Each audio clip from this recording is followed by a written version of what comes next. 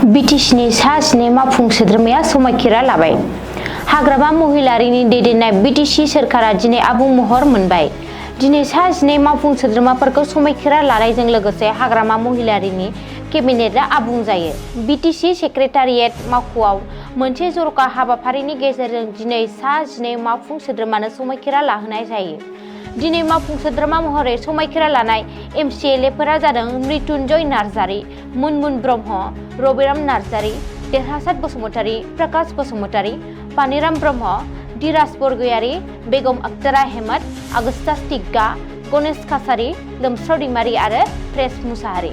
सा 7 मावफुं सोद्रोमानि समायखिरा लानाय हाबाफारियाव आसाम सोरखारनि केबिनेट मन्त्रि जयन्त मल्ल बरुवा, बिटिसिनि chief Hagrama Mohilary, deputy chief Rihon Daimary, BTC LA नि बुंथिगिरि श्रीदीप दैमारी, सायख'जानाय एमसिएलएफोर, गोबांसा सोरखारि मावख'गिरिफोर आरो हांख्रायजानाय गेदेमा सुबुंफोरा बाहागो लादोंमोन।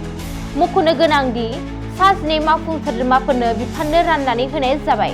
हाग्रामा महिलारिया गावनि आखायाव PWD, NRD, finance, sports and youth welfare, cultural affairs, WPTNBC, IBA, GAD, MCLAD आरो गुबुन गुबुन बिफानफोरखौ लाखिनानै केबिनेटनो बिफानाव राननाय जादों।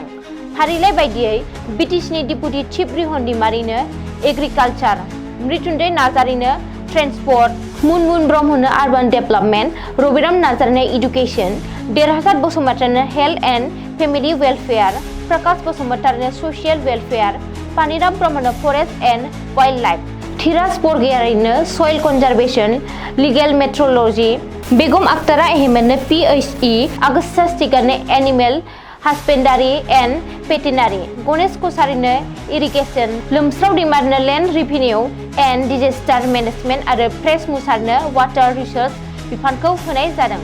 मख'नो गोनांदि बे फारिलाइखौ हाग्रामा महिलारिनि राइटिं पेनआव फोसावनाय जादोंब्लाबो नोजोरथावै हाग्रामा महिलारिनि सागान गैया।